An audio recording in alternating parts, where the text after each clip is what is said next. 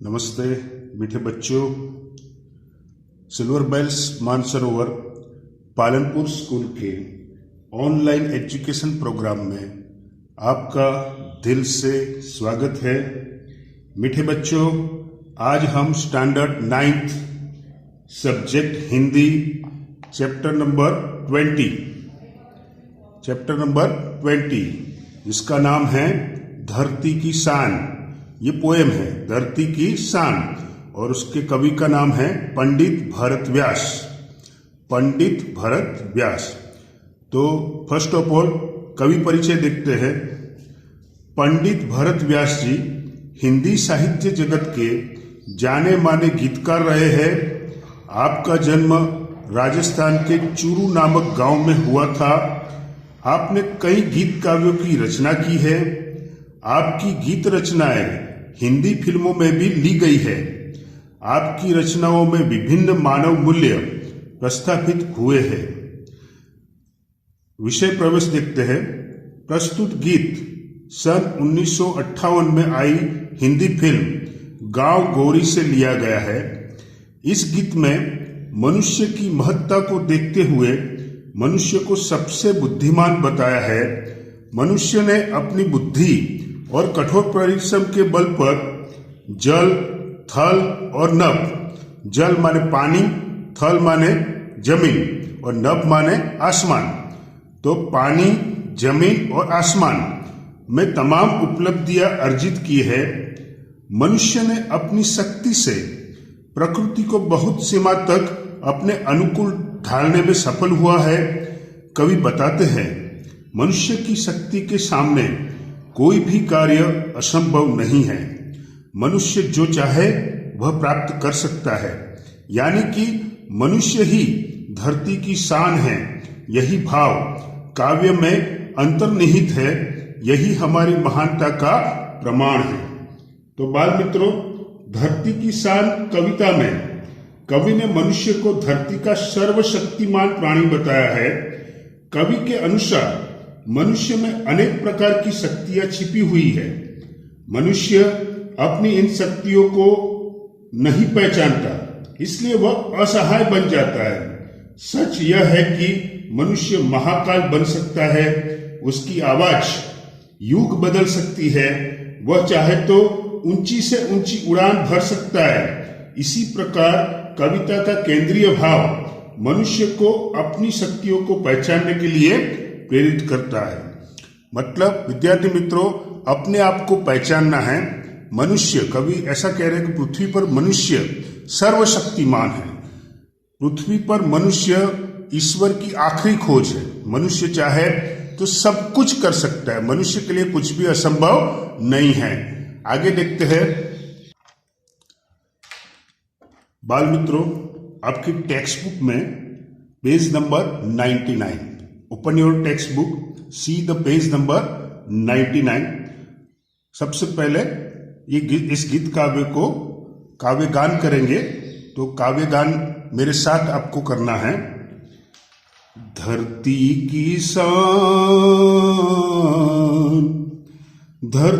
की शान तू है भारत की संतान, तेरी मुट्ठियों में बंद तूफान है रे।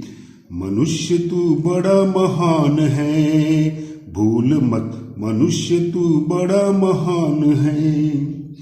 धरती की शान तू भारत की संतान, तेरी मुट्ठियों में बंद तूफान है रे। मनुष्य तू बड़ा महान है, भूल मत मनुष्य तू बड़ा महान है।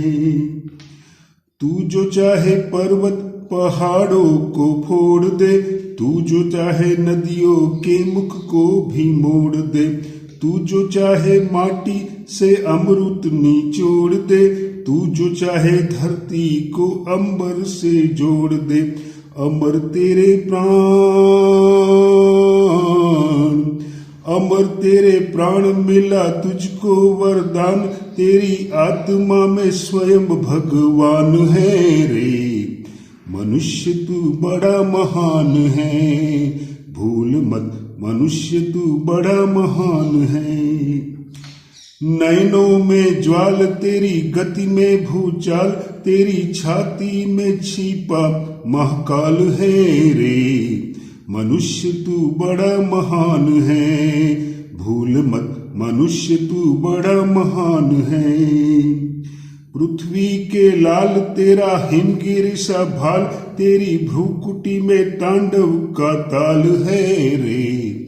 मनुष्य तू बड़ा महान है, भूल मत मनुष्य तू बड़ा महान है। निज को तू जान जरा शक्ति पहचान, तेरी वाणी में युग का आह्वान है रे। मनुष्य तू बड़ा महान है, भूल मत मनुष्य तू बड़ा महान है। धरती सा धीर तू है अग्नि सा वीर, तू जो चाहे तो काल को भी थाम ले रे। मनुष्य तू बड़ा महान है, भूल मत मनुष्य तू बड़ा महान है। पापों का प्रलय रुके, पशुता का शीश झुके, तू जो अगर हिम्मत से काम ले रे। मनुष्य तू बड़ा महान है, भूल मत मनुष्य तू बड़ा महान है। गुरु सा मतिमान पवन सा तू गतिमान, तेरी नभ से भी ऊंची उड़ान है रे। मनुष्य तू बड़ा महान है, भूल मत मनुष्य तू बड़ा महान है। धरती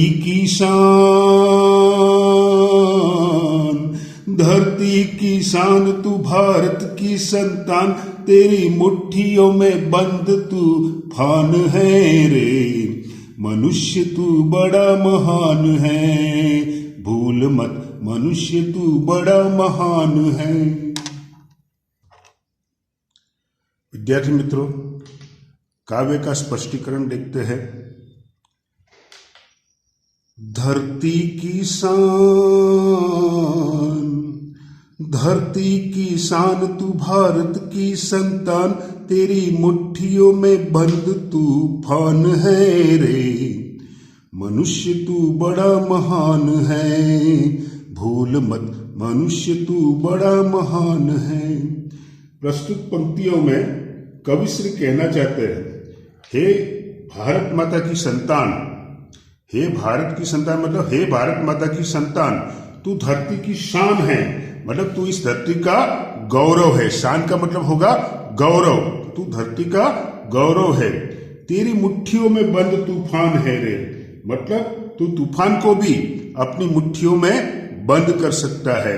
मनुष्य तू सचमुच बड़ा महान है, भूल मत मनुष्य तू सचमुच बड़ा महान है। आगे देखते हैं। तू जो चाहे पर्वत पहाड़ों को फोड़ दे, तू जो चाहे नदियों के मुख को भी मोड़ दे, तू जो चाहे माटी से अमृत निचोड़ दे, तू जो चाहे धरती को अंबर से जोड़ दे। अमर तेरे प्राण मिला तुझको वरदान, तेरी आत्मा में स्वयं भगवान है रे। मनुष्य तू बड़ा महान है, भूल मत मनुष्य तू बड़ा महान है। प्रस्तुत पंक्तियों में कवि कहना चाहते, हे मनुष्य, तू चाहे तो पर्वत पहाड़ को फोड़ सकता है। हे मनुष्य, तू चाहे तो पर्वत पहाड़ों को फोड़ सकता है। तू चाहे तो नदियों के प्रवाह को भी मोड़ सकता है। तू चाहे तो नदियों के प्रवाह को भी मोड़ सकता है। तू चाहे तो माटी से अमृत निचोड़ दे। तू चाहे तो मिट्टी यानी मामूली समझी जाने वाली मिट्टी से भी तू अमृत निचोड़ सकता है। तू अगर चाहे तो धरती को अंबर माने आकाश, तू चाहे तो धरती को आकाश से जोड़ सकता है। अमर तेरे प्राण, हे मनुष्य, तेरे प्राणों को अमर रहने का वरदान मिला है। हे मनुष्य, तेरे प्राणों को अमर रहने का वरदान मिला है। अमर मतलब जिसकी मृत्यु ना हो। तेरी आत्मा में स्वयं भगवान है, मतलब तेरी आत्मा में ही ईश्वर का वास है। साक्षात ईश्वर स्वयं भगवान तेरी आत्मा में रहते हैं। तू चाहे सब कुछ कर सकता है, तेरे लिए कुछ भी असंभव नहीं है, क्योंकि स्वयं भगवान तेरे दिल में बसते हैं। और जिसके दिल में भगवान बसते हो उसके लिए कुछ भी असंभव नहीं है। आगे देखते हैं। नैनों में ज्वाल तेरी गति में भूचाल, तेरी छाती में छिपा महाकाल है रे। मनुष्य तू बड़ा महान है, भूल मत मनुष्य तू बड़ा महान है। यहां पर कवि श्री कहते हैं नयनों में ज्वाल। कवि कहते हैं कि मनुष्य के जो नयन है, जो आंख है, वो आंख में क्रोध से भरे तेरे नेत्र, क्रोध से भरे तेरे नेत्र अग्नि की ज्वाला के समान है। ज्वाल मतलब अग्नि की ज्वाला। तेरी गति में भूचाल, इसका मतलब होता है तेरी गति में। भूचाल का मतलब होगा भूकंप। भूचाल का मतलब क्या होता है? भूकंप। तेरी गति में भूकंप लाने की शक्ति है। तेरी छाती में स्वयं महाकाल तेरे हृदय में रहते हैं। पृथ्वी के लाल तेरा हिमगिरी सा भाल, तेरी भ्रुकुट में तांडव का ताल है रे। मनुष्य तू बड़ा महान है, भूल मत मनुष्य तू बड़ा महान है। हे मनुष्य, तू पृथ्वी का पुत्र है। पृथ्वी के लाल मतलब पृथ्वी का पुत्र है। तेरा हिमगिरी सा भार, हिमगिरी मतलब हिमालय, हिमगिरी मतलब हिमालय। तेरा जो मस्तक है, भाल मतलब मस्तक, भाल मतलब मस्तक, हिमगिरी मतलब हिमालय। तेरा मस्तक हिमालय की तरह ऊंचा है। तेरी भ्रुकुटी में भगवान शिव जैसे तीसरा नेत्र खोलते हैं और तांडव लाते हैं, ऐसे ही तेरी भ्रुकुटी में तांडव लाने की शक्ति है, सर्वनाश करने की शक्ति है। निज को तू जान, निज को तू जान जरा शक्ति पहचान, तेरी वाणी में युग का आह्वान है रे। मनुष्य तू बड़ा महान है, भूल मत मनुष्य तू बड़ा महान है। हे मनुष्य, निज को तू जान, तू स्वयं को पहचान। तू कौन है? जरा अपनी शक्ति पहचान। तू सर्वशक्तिमान है। तेरी वाणी में इतनी ताकत है कि नए युग को आह्वान दे सकता है, नए युग को पहचान सकता है, आह्वान दे सकता है, नए युग को आमंत्रित कर सकता है, उसको बुला सकता है। तो हे मनुष्य, तू खुद को पहचान, जरा शक्ति पहचान, तुझमें कितनी शक्तियां हैं। और तेरी वाणी में इतनी शक्ति है कि वो नए युग को बुला सकती है, नए युग को आमंत्रित कर सकती है। आगे देखते हैं। धरती सा धीर तू है, अग्नि सा वीर, तू जो चाहे तो काल को भी थाम ले रे। मनुष्य तू बड़ा महान है, भूल मत मनुष्य तू बड़ा महान है। प्रस्तुत पंक्तियों में कवि श्री कहते हैं, हे मनुष्य, तू धरती सा धीर, तुझमें धरती के समान धीरज है, धीरज रखने की शक्ति है। तू है अग्नि सा वीर, इसी तरह तू अग्नि के समान जला देने की शक्ति भी रखता है। इसी तरह तू अग्नि के समान जला देने की शक्ति भी रखता है। ऐसा तू वीर है, ऐसा तू सुरवीर है। तू जो चाहे तो काल को भी थाम ले। अरे मनुष्य, तू जो चाहे, तू अगर ठान ले तो काल को भी रोक सकता है, काल को भी आगे बढ़ने से रोक सकता है। पापों का प्रलय रुके, पशुता का शीश झुके, तू जो अगर हिम्मत से काम ले रे। मनुष्य तू बड़ा महान है, भूल मत मनुष्य तू बड़ा महान है। प्रस्तुत पंक्तियों में कवि श्री कहते हैं, हे मनुष्य, अगर तू चाहे तो पापों का प्रलय रुके। इस पृथ्वी ग्रह पर, इस संसार में जितने भी पाप हो रहे वो सारे पापों को तू रोक सकता है। पशुता का शीश झुके, यानी मनुष्य के अंदर जितनी भी पशुता है उसको तू झुका सकता है, उसको तू इंसान बना सकता है। जो इंसान के रूप में पशु घूम रहे हैं उनको परिवर्तित करके तू इंसान बना सकता है। तू अगर हिम्मत से काम ले ये सब कुछ हो सकता है। पाप को भी रोक सकता है। पृथ्वी पर जितने भी पाप हो रहे हैं उस पापों के प्रलय को तू रोक सकता है। और इंसान के रूप में जितने भी पशु घूम रहे हैं उसमें इंसानियत को तू जगा सकता है। तुझे क्या करना है? अगर हिम्मत से काम ले, हिम्मत से काम लेना है। गुरु समतिमान, गुरु समतिमान, पवन सा तू गतिमान, तेरी नभ से भी ऊंची उड़ान है रे। मनुष्य तू बड़ा महान है, भूल मत मनुष्य तू बड़ा महान है। ये मति का मतलब होता है बुद्धि। मति का मतलब क्या होगा? बुद्धि। और गुरु, गुरु को कहते हैं बृहस्पति।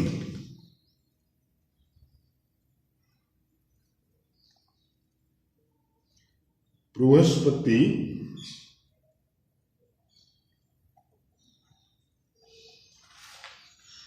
तो गुरु मतलब बृहस्पति और मति मतलब बुद्धि। तो हे मनुष्य, तुझ में बृहस्पति जैसी उच्च कोटि की बुद्धि है और तेरी गति कैसी है? पवन जैसी तेरी गति है। तेरी नभ से भी ऊंची उड़ान है, इसलिए तू आकाश में जैसी चाहे वैसी उड़ान भर सकता है। धरती की शान तू भारत की संतान, तेरी मुट्ठियों में बंद तूफान है रे। मनुष्य तू बड़ा महान है, भूल मत मनुष्य तू बड़ा महान है। हे भारत माता की संतान, तू धरती की शान है, धरती का गौरव है। तेरी मुट्ठियों में बंद तूफान है, तू तूफान को भी अपनी मुट्ठी में बंद कर सकता है। हे मनुष्य, तू सचमुच महान है, सचमुच शक्तिशाली है। मीठे बच्चों, बाल मित्रों, पेज नंबर 99 पर शब्दार्थ और टिप्पणी दी है, तो उसका अभ्यास करते हैं। हिमगिरी अर्थात हिमालय पर्वत। हिमगिरी का मतलब क्या होगा? हिमालय पर्वत। ज्वाल का मतलब होता है अग्नि सा लो, मतलब अग्नि समान लो। शान का मतलब होता है गौरव, ऐश्वर्य, वैभव। मुख का अर्थ होता है प्रवाह। भ्रुकुटी का मतलब होता है भौं। भ्रुकुटी का मतलब होता है भौं। तो भ्रुकुटी यहां पे गलत लिखा है,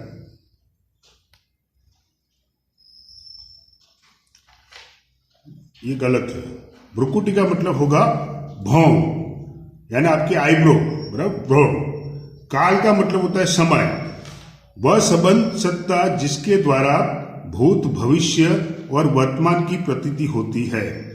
मतिमान का मतलब होता है बुद्धिमान, विचारवान। मति माने बुद्धि, तो मतिमान का मतलब होगा बुद्धिमान, विचारवान, चतुर। प्रलय का मतलब होता है नाश, विनाश। प्रलय का क्या मतलब होगा?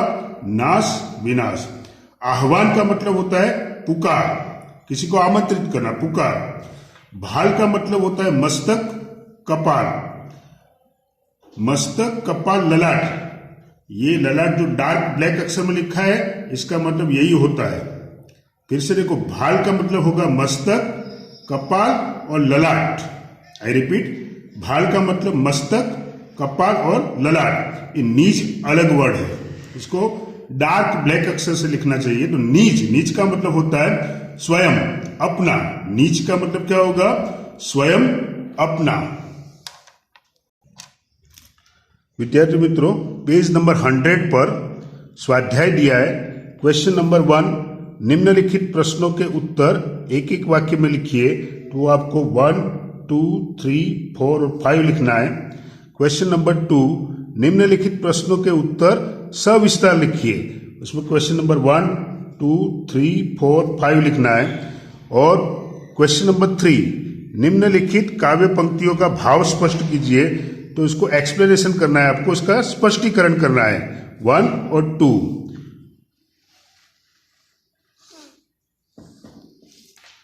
क्वेश्चन नंबर 4, निम्नलिखित शब्दों के समानार्थी शब्द लिखिए। तो जैसे भूचाल, तो भूचाल का मतलब होता है भूकंप, भूचाल का मतलब होगा भूकंप। हिमगिरी, हिमगिरी का मतलब होगा